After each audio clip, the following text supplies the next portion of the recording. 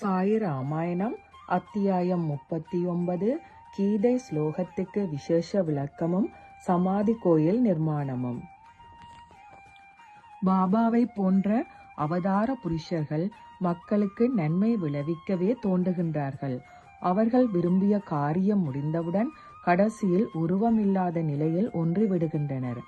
ஆனால் நாமோ ஏன் பிறந்தோம், எங்கிருந்து வந்தோம், எங்கே செல்கிறோம், பிறவிக்கு மூல காரணம் என்ன, பிறவியின் பிரயோசனம் என்ன என்பதையெல்லாம் அறிய மாட்டோம். விரும்பியது போல் வாழ்க்கை நடத்துகிறோம். இந்திரியங்கள் எல்லாம் சக்தி இழந்து போகின்றன. அந்நிலையில் ஓர் நல்ல எண்ணம் தோன்றுவதில்லை. என்றோ ஒரு நாள் மரணம் வருகிறது. அன்னை, தந்தை, மனைவி, மக்கள், உடன் பிறந்தவர்கள், இஷ்டமித்திர பந்துக்கள் ஆகியவர்கள் இறந்து போவதை கண்களால் பார்த்த பிறகும் நமக்கு மனதில் நல்ல சிந்தனைகள் தோன்றுவதில்லை. ஆனால் சாதுக்களும் ஞானிகளும் இவ்வாறல்லர்.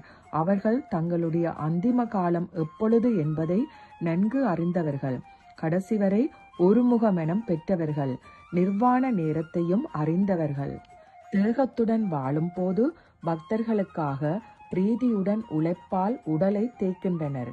தேக வியோகம் அடைந்த பிறகும் தேகம் விழுந்த இடத்தை பக்தர்களை கைதூக்கி விடுவதற்காக உபயோகிக்கின்றனர்.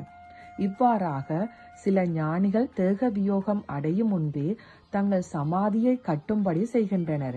காலம் வரும்போது தாங்கள் விரும்பிய இடத்திலேயே தங்கள் உடல் அடக்கம் செய்யப்பட வேண்டும் என்பது அவர்களுடைய நோக்கம். பாபாவும் அவ்வாறே செய்தார். ஆனால் அது யாருக்கும் அப்பொழுது தெரியாது. தம்முடைய சமாதி கோயிலை கட்டி கொண்டார். அவருடைய லீலை அற்புதமானது. பாபு சாஹேப் புட்டி என்ற பெயர் கொண்டவர் நாக்பூரை சேர்ந்த கோடீஸ்வரர். பாபா அவருடைய கைகளால் தம்முடைய நினைவு சின்னத்தை எழுப்பிக் கொண்டார். பாபு சாஹேப் ஒரு பரம பக்தர். சாயி பாதங்களில் சதா மூழ்கியவர். தம் பரிவாரத்துடன் ஷிரடிக்கு வந்து பாபாவுக்கு சேவை செய்வதற்காக அங்கேயே தங்கினார். சாயி பாதங்களின் மீதிருந்த அன்பினால் திரும்ப திரும்ப ஷிரடிக்கு வந்து தங்கினார். ஒரு காலகட்டத்தில் ஷிரடியிலேயே நிரந்தரமாக வசிக்க வேண்டுமென்று விரும்பினார். ஓரிடத்தை விலைக்கு வாங்கி அங்கு ஒரு சிறிய வீட்டை கட்டிக்கொண்டு சுதந்திரமாக வாழ வேண்டுமென்று நினைத்தார். இன்று நாம் பார்க்கும் சமாதி மந்திர் என்னும் பெரிய விருட்சத்திற்கு அப்பொழுதுதான் விதை விதைக்கப்பட்டது.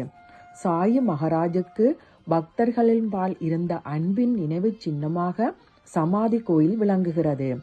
இந்த வேலை எவ்வழியாக ஆரம்பிக்கப்பட்டது, எப்படி கொஞ்சம் கொஞ்சமாக எழுப்பப்பட்டது, எவ்வாறு தற்பொழுது நாம் பார்க்கும் பரிமாணத்திற்கு வந்தது, முழு விருத்தாந்தத்தையும் இப்பொழுது கேளுங்கள்.